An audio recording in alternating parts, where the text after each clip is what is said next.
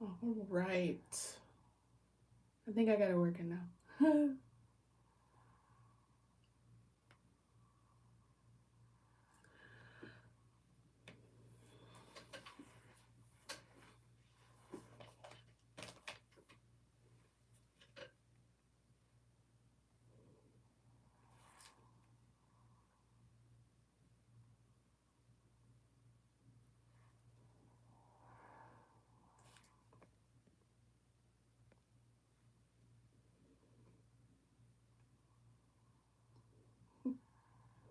Welcome back, Russell. So I'm just gonna get started, and whoever joins, joins.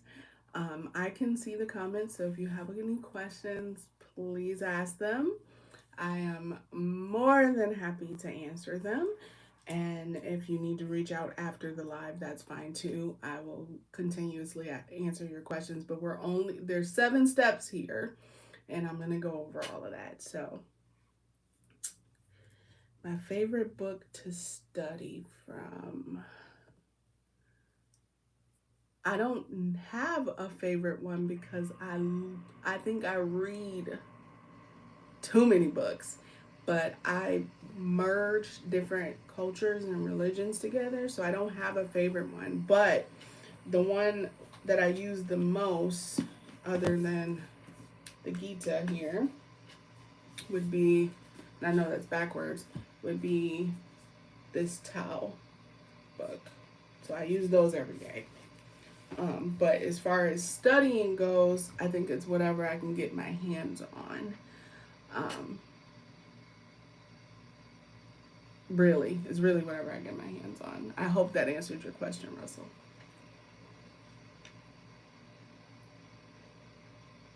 And please have a beverage nearby because I don't know how long we're going to be here. I'm trying not to take up everybody's whole afternoon, but here we are. So, welcome to Navigating Grief. The first book. This one, the Gita. Just give me a yes or no. This book.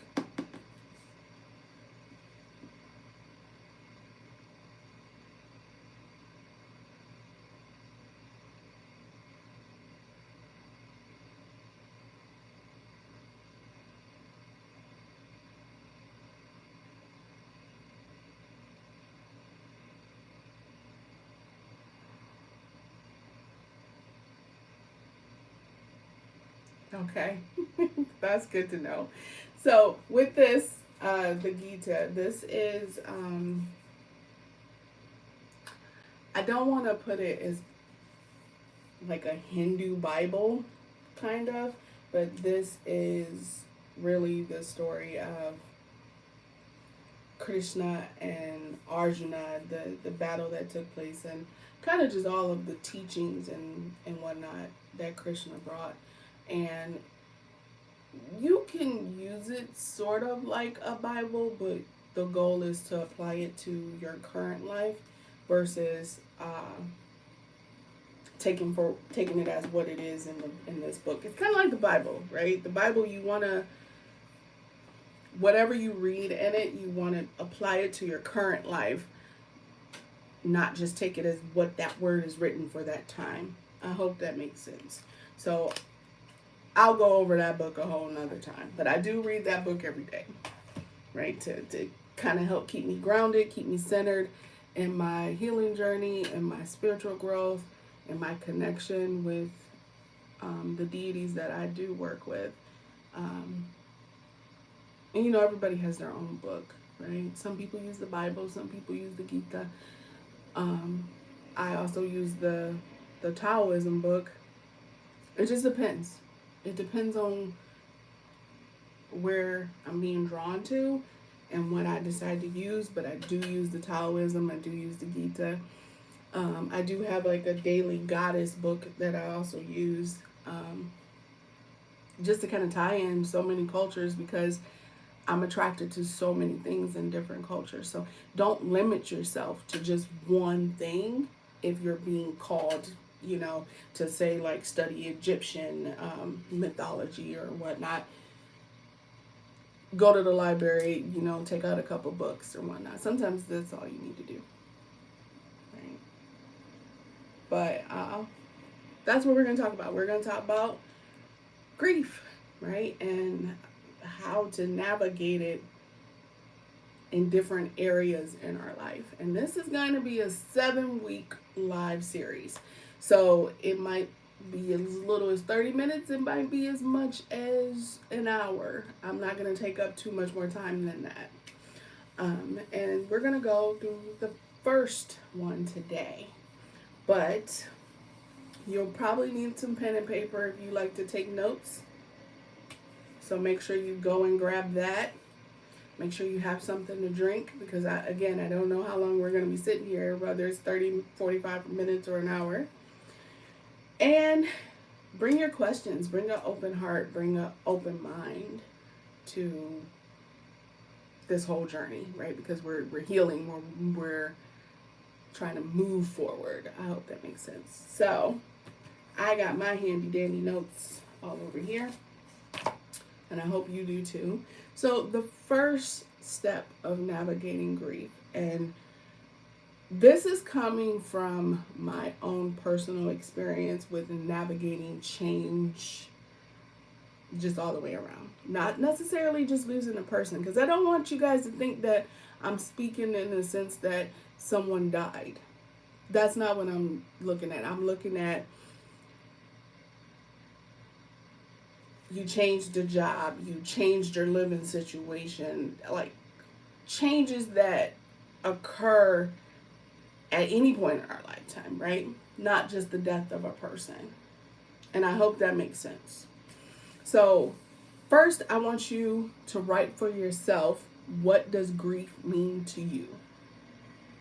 What does grief mean to you? Not in the, don't put it on a person, don't put it on the death of someone.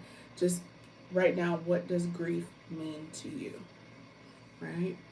And then kind of hold that definition for yourself. Right? I don't want you to take full ownership of it, but I want you to hold space for that definition, because it might get redefined as we move through this whole journey. Hopefully that makes sense to everybody here. I would hope so anyway. So your first step, shock and confusion, right? And it's exactly that.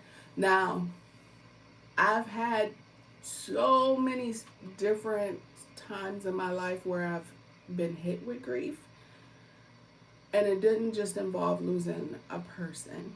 It could have been losing a place, meaning like having to move. I think the first place I lost grief from was moving from Brighton, Michigan to Wixom, Michigan, and I was just heartbroken. I mean, my soul felt like it was just completely just pissed off, angry, and you name it, right? The first step was absolutely the same as this one, shock and confusion, right? And changing jobs, right? When you leave a job, you get hit with an issue or get fired, right? Or if the place shuts down and everybody loses their job, there's shock and confusion. And there's always this, well, how can this be? That's usually the first question we ask, right? How can this be? How could this have happened? I was so sure, right?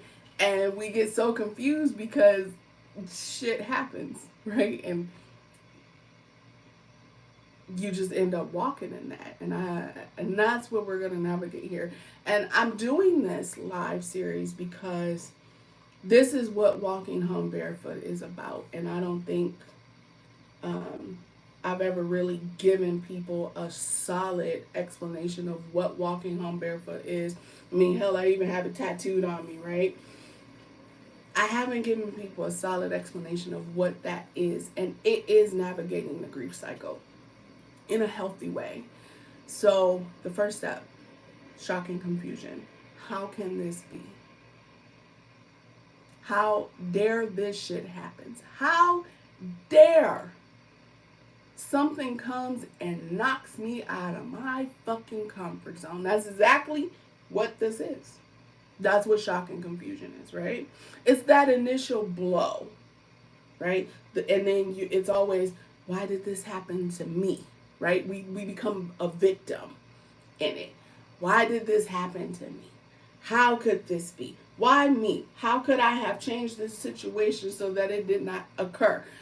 We're so shocked and confused that we're trying to figure out what right questions to ask so that we can kind of make sense of all of the changes, right? Right? So like when a relationship ends, right? Or a friendship, or even a kinship, right? When you're dealing with friends, family, and whatnot, you always ask yourself like, damn, what did I do? Right? Now, if you don't ask yourself that question, I got to wonder if something wrong with you. I ain't gonna lie to you. I got to wonder hard if something wrong with you.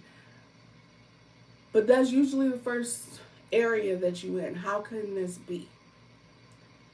What happened? Who did what? Why me? And we become a victim, right? When we end a relationship, it's what did I do to deserve this person to break up with me? The fuck? You didn't, nobody deserves shit like that, right? But that's where we start. We start with why me? Why me? Right?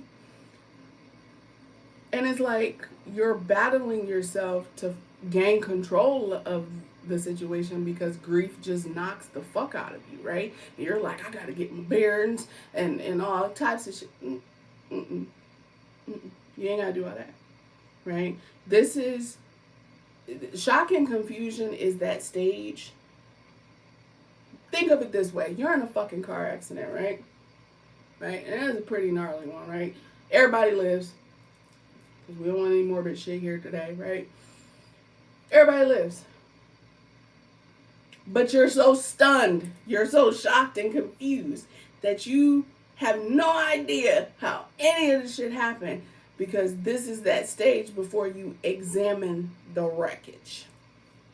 That's what step one is. Shock and confusion is where you are before you actually examine the wreckage that's occurred, the wreck that's in front of you, right? Before the police show up. That's this stage, right? That is exactly what this stage is. This is the stage before the police shows up, right? Or before they're even fucking called, because there's that part, right? We don't always reach out for help in this stage because we don't even know what the fuck we need help with, right? So we're looking at that too, right? How do we get out of the victim mentality? That's a good question. That requires a support system. Not gonna lie to you, it requires a full-on support system. And by support system, I mean it's having the right team around you, whether it be spiritual, whether like some of you have your archangels, your guardian angels, the deities you follow, so on. So that's more of this out of like non-physical spiritual level. But then you also have a mentor, right? Some people go to their pastor, their minister. Some people have a solid group of friends that they can go and talk to. Some people like to journal, and then they have an accountability partner. It varies per person and the type of person you are that determines how you move out of that victim mentality. The first step is realizing you don't own that mentality. A lot of times we sit in that victim mentality because we think that that's our right. We own it. That we're the victim. I ain't gonna lie to you, I ain't no fucking victim. So like I'm not owning any part of that. I don't want to be a victim. I have no desire to stay in that arena because it's miserable. Okay? But you have to realize that you no longer want to stay there, right? And sometimes when we incur trauma, we end up being there because it's a safer space versus experiencing reality. I hope that made sense. Hi, Rochelle. I'm glad you made it. So it's one of those things like it's up to you if you want to stay in that mentality. It's up to the way the body absorbs the trauma, right? If it's absorbing it in a negative way, you can stay in the victim mentality, and that can incur PTSD, severe depression, anything like that, right? So it's a matter of where. What if someone has no one to support them? That's a mindset, because you could easily reach out. You can easily um, seek help, right? And if you know someone who might have connections that could possibly help you gear towards that, then you ask for that. But if you don't ask, how will anyone know? Right? If you don't speak up, how will anyone know?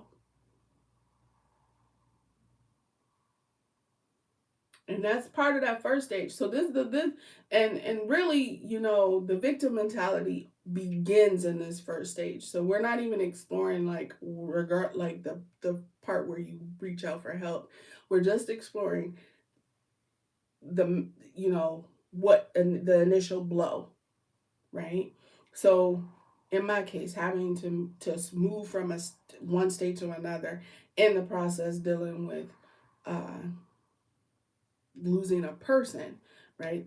That was a big part of my life, right?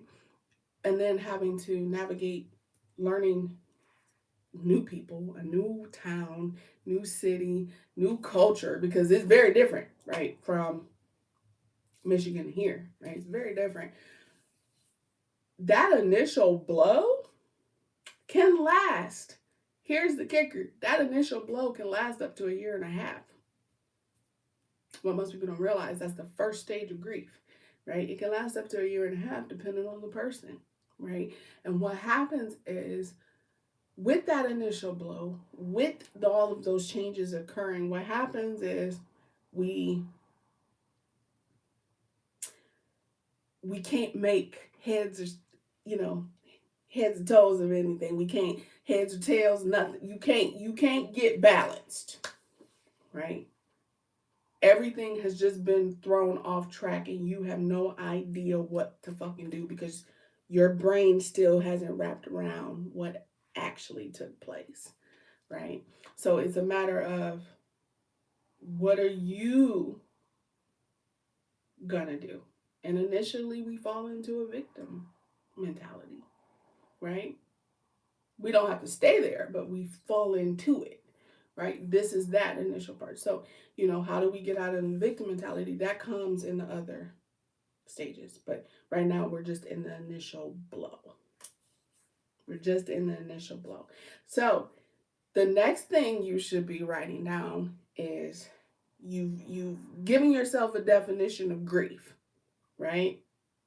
The next thing I want you to write down is, why me? Let's call out the victim, right? Write out, why do you think that you deserved this?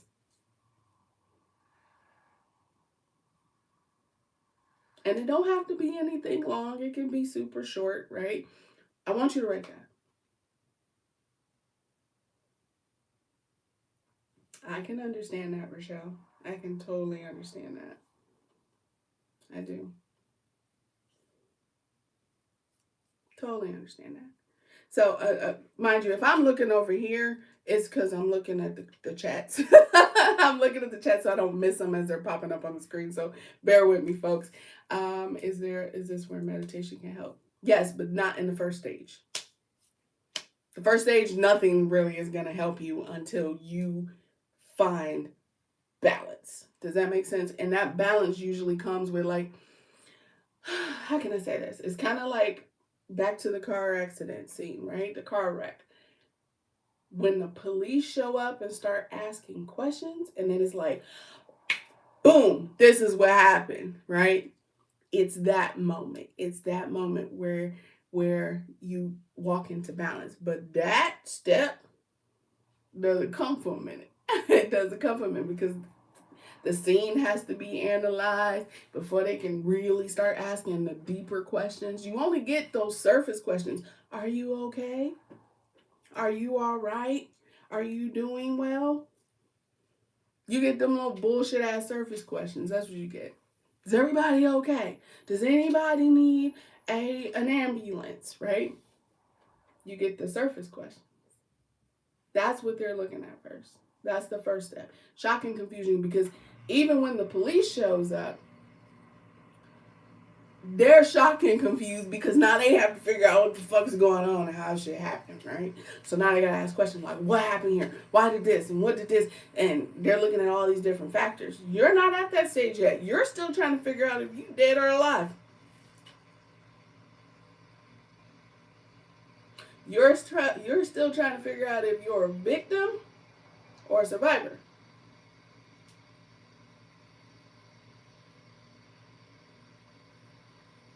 And the bigger question is, after you write that little blurb of why me, I want you to write, answer this question. Am I a victim or am I a survivor? Because that's going to tell you if you're still in this first stage of grief, right? Don't matter what you lost. Don't matter what changed. Don't matter what trauma. We need to know what stage of grief you are actually in before we can actually move forward. I hope that made sense, right? So write them down, and then if you want to share, you can put in the comments whether you're a V or an S, or you can use a purple heart or a black heart. You can do one of those two. I'd like to see that. I'm curious. Now, bear with me, y'all. I got coffee and water in front of me, and I know I need to drink both, so don't judge me, judge your mama. But I'm going to finish my coffee because that's just how I'm set up. It was a late start to the day, I promise. It was a late start to the day. But I'm curious to know where you guys said. Okay. All right. Yes, it can, Russell. It totally can make you feel that way. And that's because if you're still in that first stage, right? All right, so we got survivors here, right? And that's good because that means that within this first stage, you were able to hurry up and get your bearings straight to the point where you realize, I've survived whatever the fuck just happened, right? But I still don't know what the fuck just happened. If you're at that point when you're like, well, how the fuck did I get here, right? How can this be? How can this situation be, right? Put that in the comments. Put like whether or not you still feel like you're in this first stage. Because that I'm a little curious about. I am a little curious about that. But I am going to give you guys some tools to help you through the first stage if you still feel as if you are in the first stage. So don't think that I won't, leave y'all with some stuff that can actually help y'all. So just understand that. I have every intention of giving you guys stuff to help you.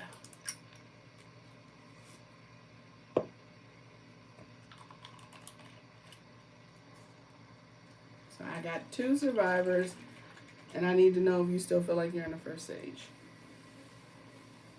I am curious about that. But I also want to know 1 foot in and 1 foot out. All right.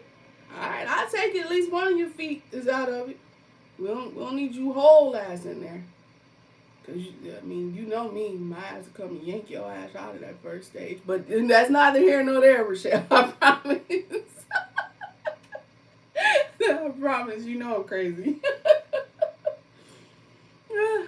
You know I'm crazy. But, so, we are going to go over things you can do, foods you can eat. See, you know. Things you can do, foods you can eat. Um, like, places you can go.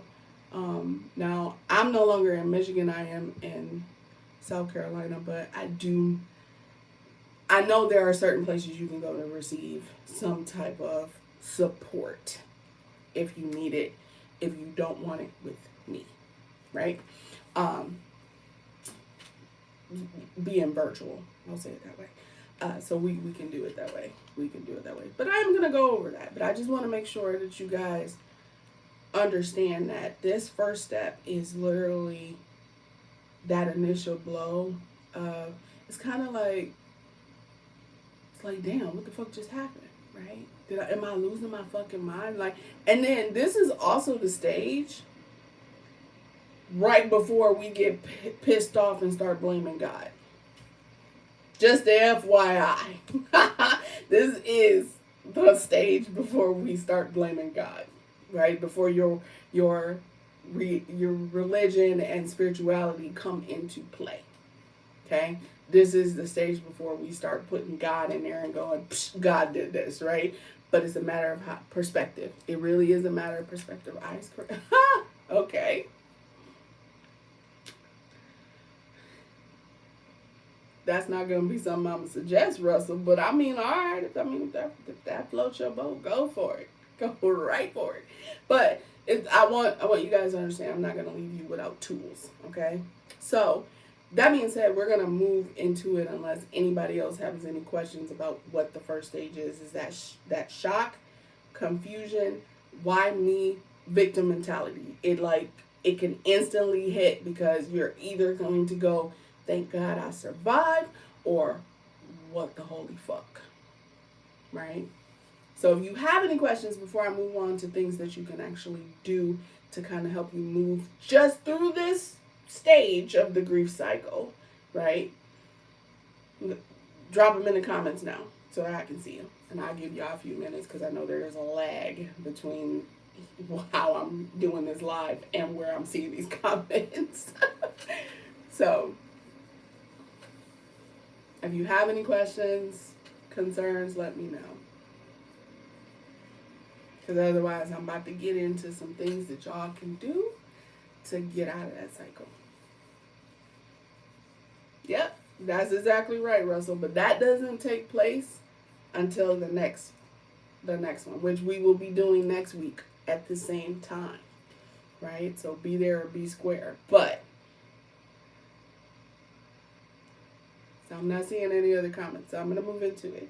So, shock and confusion. How do you move through that? How do you navigate through that safely? And number one, it takes courage. It takes the courage and ideally willpower to move forward towards healing, right? To say that I'm going to get through this. I don't care what the fuck just happened, but I'm going to get through this. That's really the first thing. It's finding that courage. And sometimes, and I'm going to tell you, a lot of times when people come to me and they're doing that Walking Home Barefoot program, yes, Russell, what's your question? That they don't have courage. They don't have willpower anymore. Right? So we're gonna discuss all of that. I was just waiting for Russell to post his question so I can answer it. But go ahead and post your question. I'll see it when it pops up. So I like to tackle that first step. Now, a lot of people don't have access to certain things because, yes, everything costs money, right? That's a given. Everything costs fucking money, right? So it's a matter of what can you do for yourself if you're on a budget, if you don't have the tools there available to you, but you want in person. Flashbacks and feelings and thoughts can resurface, and how would you deal with that? Yes, that is absolutely possible because you are 100% human. That's gonna happen. It's also gonna happen if you develop like anything type like depression, PTSD, or anything like that from the trauma. You're going to roll back. It's just a matter of, are you going to stay in those thoughts? And we'll talk about that. We will talk about how you can deal with it. But we got to get through the first step, right? It's having courage, having willpower. So we focus on yellow foods, yellow bell peppers, squash, right? Um, I would say yellow and orange because you do need the emotional support from your sacral, and you need solar plexus and sacral together. So foods you can eat, yellow foods, right? Whole foods though. I'm not talking about eating yellow cake. That's not gonna really do much for you. It's nothing but sugar, so it's just gonna run right fucking through you, right? Um, Yellow foods. You can wear yellow clothing. Now, if you don't look good in yellow, if you think you don't look good in yellow, right? Try to get as close to it as possible. Okay. You can eat orange foods, right? That's gonna give you the emotional balance there. Nah, Rochelle, nope. Mm-mm. You got cake as a reward, but not as no fucking support. I'm done. Y'all too much today. But like, yes, you can eat orange and yellow foods, but just try to limit the processed sugar because that's gonna not allow you to process things properly up in here. So just try to limit that. But orange and yellow foods, right? Make sure that they are whole foods, right? The more whole, the better, right? For those of you that eat meat, this is not the time to eat something that flies, okay, or something that has wings. So, not turkey, not chicken. Now, if that is all you eat, try to get it as ground as possible, okay? And the reason I say that is you're trying to get balance. You're trying to get yourself level. You're trying to get yourself here. And in order to do that, you have to make sure that it's not pulling you up here. It's keeping you down here. So kind of keep that in mind, right? So you'll want that. You'll want like watermelon, okay? Cantaloupe, honeydew. If you don't eat any of those, that's your business. That's between you and God. I don't know why you wouldn't eat it, but whatever. Some people think that they don't like the texture of melon, and that's cool. But you can eat foods that come from the ground. Okay, doesn't have to. You don't have to like go for a vegan diet. I'm not saying that. I'm saying like maybe add some more fruits and vegetables to your diet, right? Because you're trying to find some emotional and physical balance there. You're trying to get yourself grounded and centered, and a lot of times in order to do that, we have to kind of eat the foods that bring us kind of like back to center here, right? So those are foods you can eat. Now, I don't recommend highly processed foods after you've dealt with trauma, mainly because it don't do anything but run through the body. It's gonna leave you feeling like you want more of something that's bad for you. So I want you to kind of really be mindful of that, so that you're not kind of struggling to find that support that you need. So those are foods you can eat. Things you can do. Getting out into nature, breathing fresh air, okay? It clears the brain fog that happens in that first stage of grief, right? The shock and confusion. You need to clear your head, right? It's like people when they get in an argument, they're like, I just need to clear my fucking head before I can answer you, blah, blah, blah, right? They just storm out and go for a walk until their head is fucking clear. That, okay? Go for a walk, get out in nature, right? And if you're one of those people who goes on a boat, do that as long as you're not gonna fucking freeze to death on it. I don't know what the weather is around everybody, but here you probably could go out on your boat and be just fine.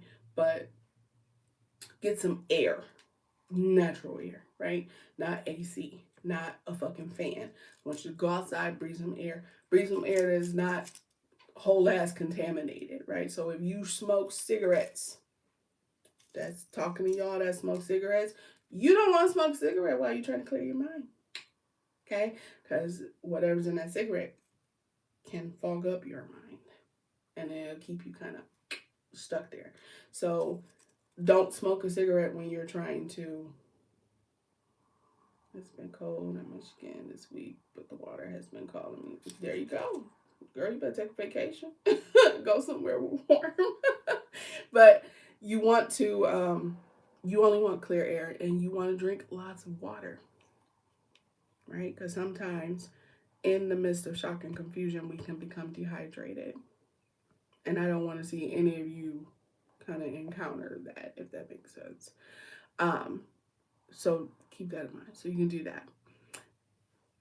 So those are two things: foods, going for a walk, staying hydrated. Now, here is where prayer comes in. And I know y'all about to be like, I know this bitch didn't. I did. I don't give a fuck. Prayer, not meditation. Because you ain't got the wherewithal to withstand that because you still in shock and confusion. Prayer, right? Prayer is when you're asking for something.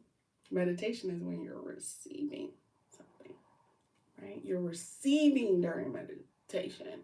You're asking when you're going to pray, right?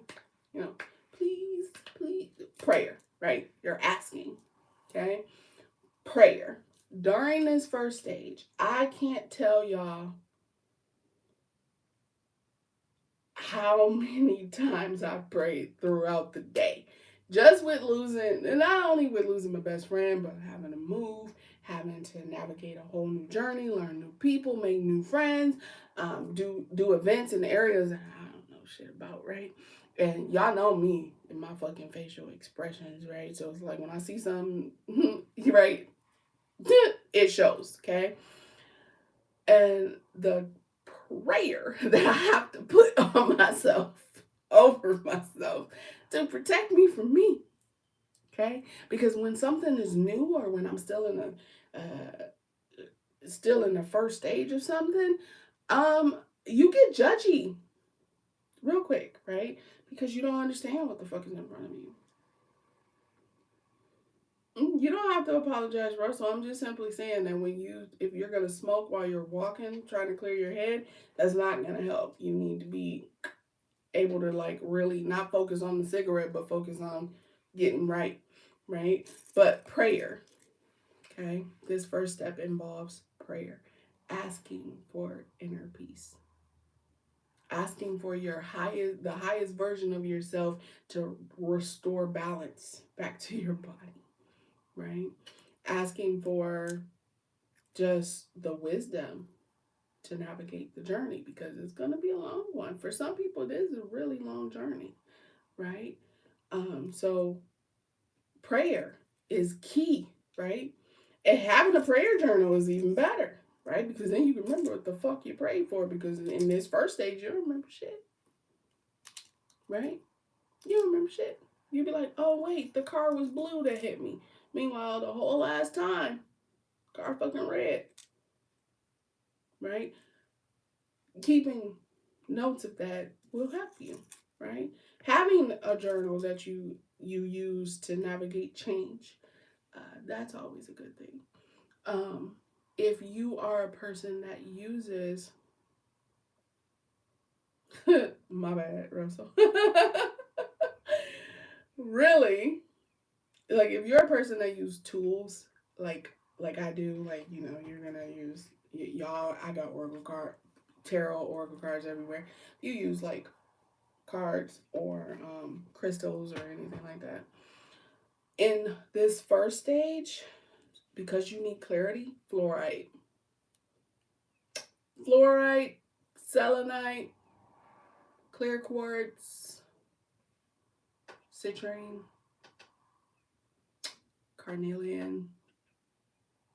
You can use orange calcite or even yellow calcite. You can use any redstone too because you're trying to find balance. So you can do like red abertrine, red jasper, mahogany jasper because that's your mix between the red and the orange, kind of a brownish color there.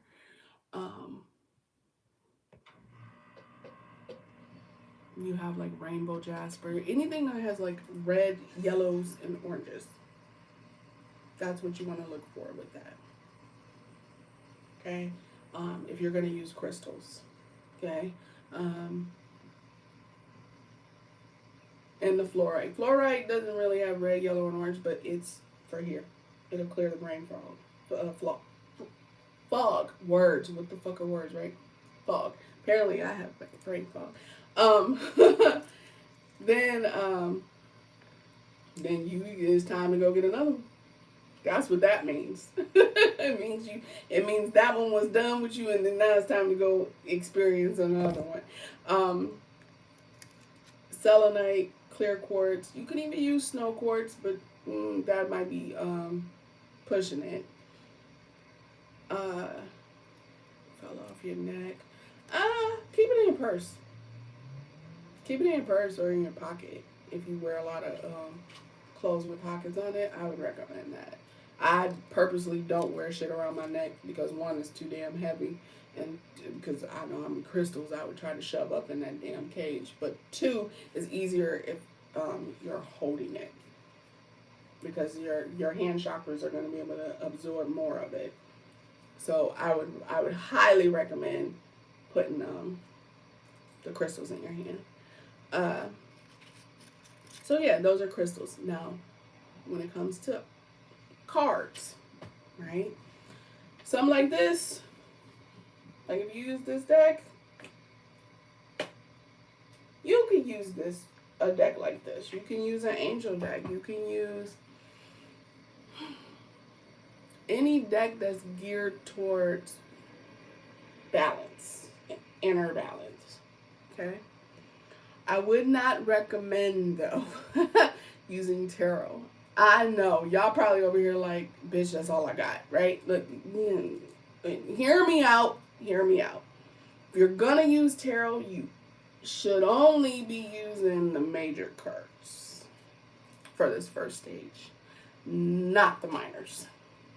Okay, from experience, the major cards are gonna give you some direct answers, a little bit more direct answers versus using the minors. The minors kind of help explain the situation, kind of give you some clarity, but you are just trying to get through the initial shock, so I would recommend just using the major arcana, which is, the first 22 cards there, right? Starting with the Fool. You can take the Fool's Journey if you want to. That's like, starting with the Fool and ending at the World. You can do that as well. I don't recommend...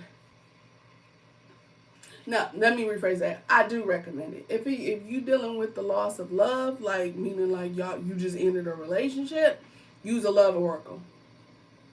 Use a love oracle. I would recommend that. If you lost a pet, try to find one that helps you deal with grief, right? Or use an animal type oracle deck. You can even use there you go, Felicia. That's what the fuck I'm talking about. That's what you do. You was rebuilding some damn power. I'm here for all of that. I am here for all of that. If you lost an animal and it's still sensitive, don't use an animal oracle. Use an angel deck or something like that. But if you're at a point where, like, if you can still muster seeing animals, use an animal oracle. In that case, use an animal tarot. Okay?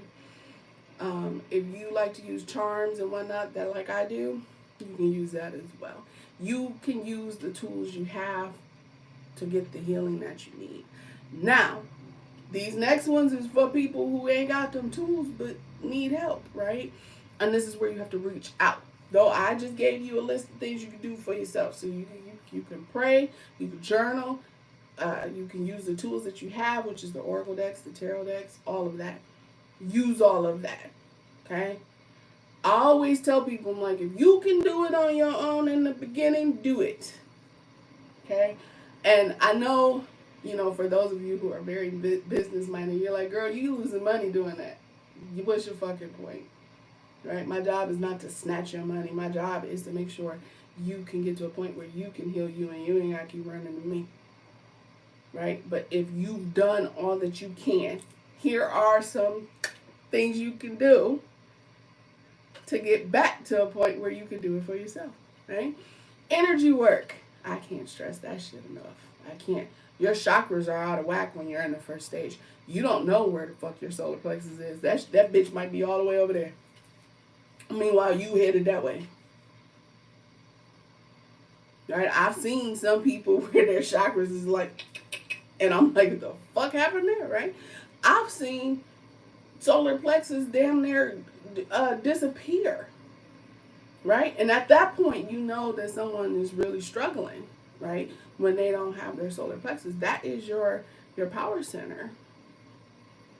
That is your full blown power center, and that's where your chi is, right? Your ki or chi, however you want to say that. But that's where your power center is. For women, our power center is split between. Well, I shouldn't say split. You still have your solar plexus. It's also in your sacral, right? Because that's where we give life, right? Make sure the shit so like ain't like over here and it's switching places with shit. Energy work, right? Find you a Reiki practitioner or energy healing practitioner. I do not like to consider myself a pure Reiki practitioner. I am certified in Reiki. I'm at master teacher level and all the attunements that I do have, except for one, I think. But I do Chios, which really gets to the heart of what's happening. And I do a few other things, but find you a energy worker that you vibe with. If you don't vibe with them, don't you let them fuck with your energy. Please don't. Because then you coming to me and I'm going to look at you like, girl, who worked on you? Because I would. And if you know me, you know I would. I straight look at you like, who the fuck did you go to and why? Right? And whose ass do I need to kick? Because if they fucked you up more than what you were when you went in there, I got issues with that, right? But energy work, acupuncture. Truthfully, that can honestly help. Hypnosis, especially if you are still in the first stage and you have trouble remembering things. Hypnosis. And make sure you go to a good one. Don't you be going to these all rinky things, hypnosis people that don't know what the fuck they doing. I only see one person. And if you want her name, I'll drop it to you. I will give you her phone number too. She is in Michigan, but she is the only person I trust to do hypnosis on me because she doing what she need to fucking do and not playing with my motherfucking energy. I don't like the ones that don't know what the fuck they're doing. Okay. You can also do something like Akashic Records reading to see if something like this occurred in a previous lifetime and how you dealt with it.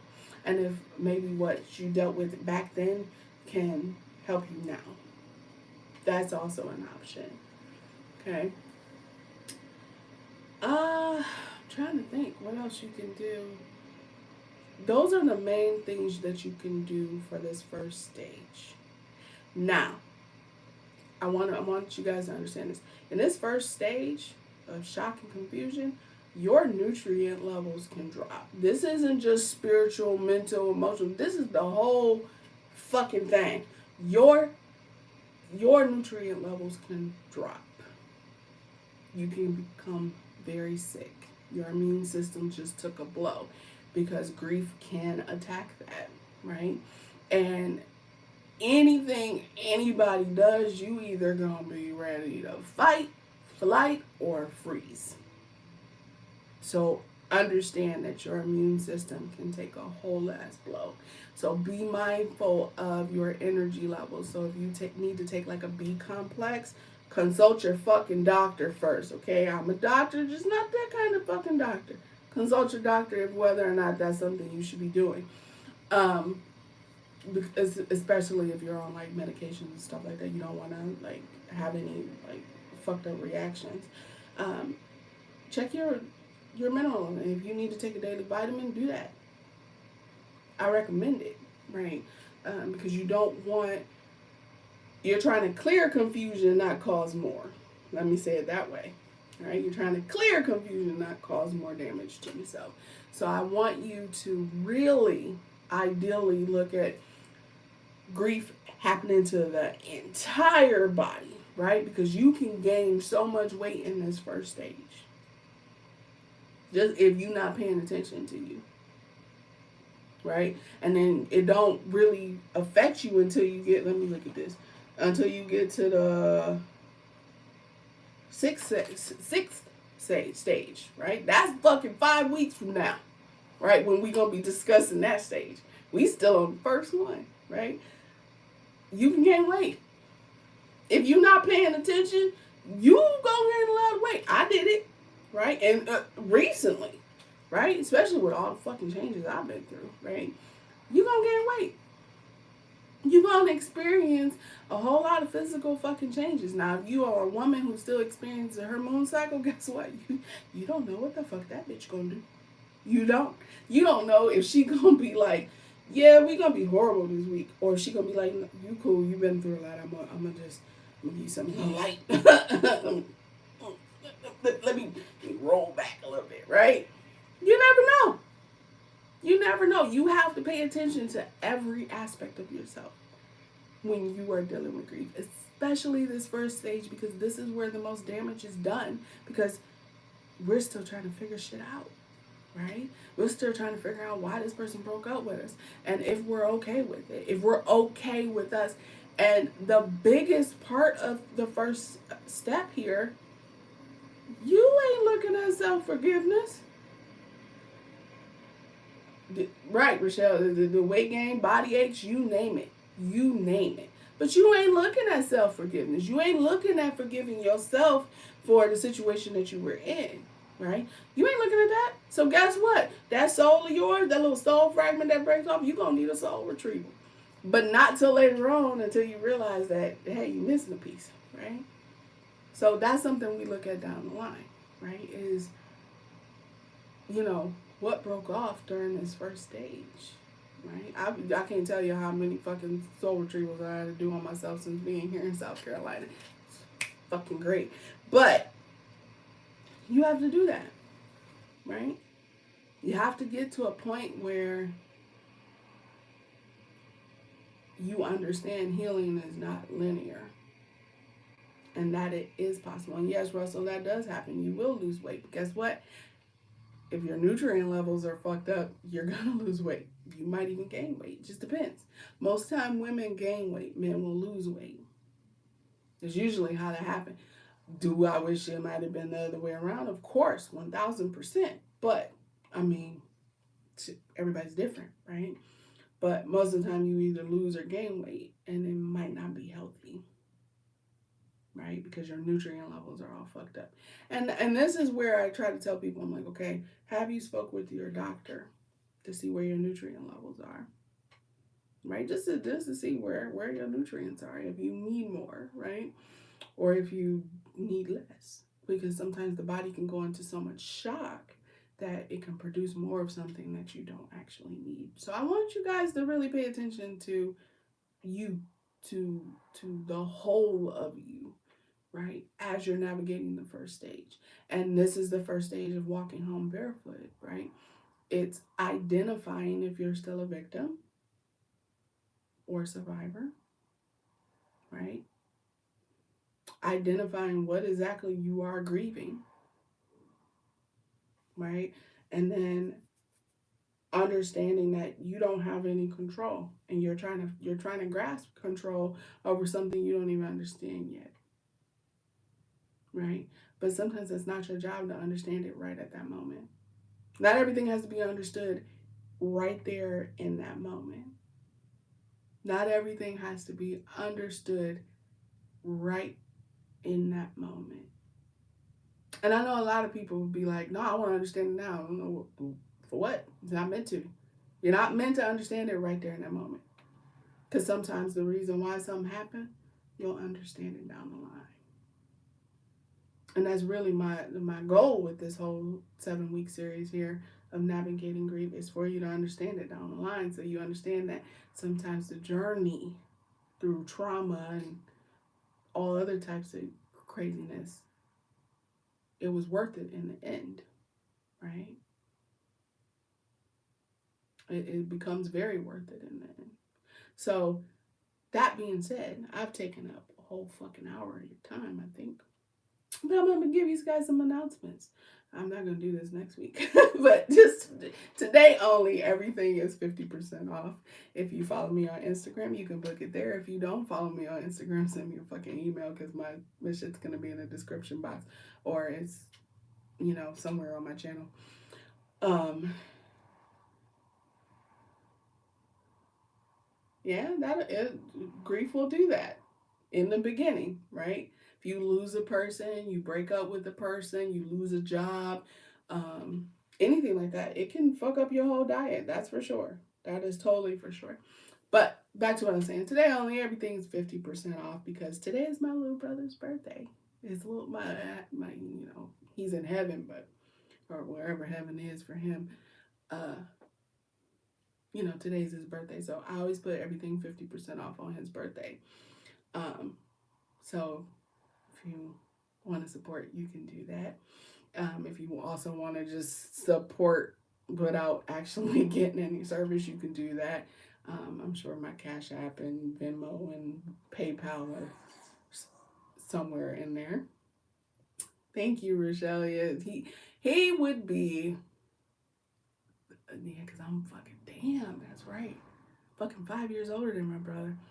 He would be 34 this year. I'm just thinking. I'm like, damn shit. I'm getting up there, right? It's a beautiful journey. I promise you. Now, his death, this first stage took me a good 2 years to get out of. Took me a good 2 years to get out of the first stage. Oh, you're welcome, Russell. You're welcome. But it took me a good 2 years to get out of the first stage when I lost my brother. For my father, it took, and I'm not going to lie to you, the average is about 1.5 years for the first stage. Okay. But for my father, that took me about a good, about a good 5 or 6 years to move out of that first stage. I think because I was just so heartbroken and I just couldn't understand what actually happened. And I still haven't gotten a clear answer on what happened, but because y'all know I'm a medium, so when I talk to my dad, when I finally got the courage to speak to him, I'll say it that way, he told me what happened, and I was like, all right, I guess that's all right. Like, I accepted it because it came out of his fucking mouth, right? But everybody's gonna be different. Everybody's gonna be different. So your homework between now and next week, because I know you all are gonna show up again, and I pray you do. I pray you do. Is one, to identify your definition of grief. Okay, if you jumped into this live late, I want you to identify your definition of grief. Okay, I want you to answer the question of why me. I want you to call out that victim mentality. I want you to call it out.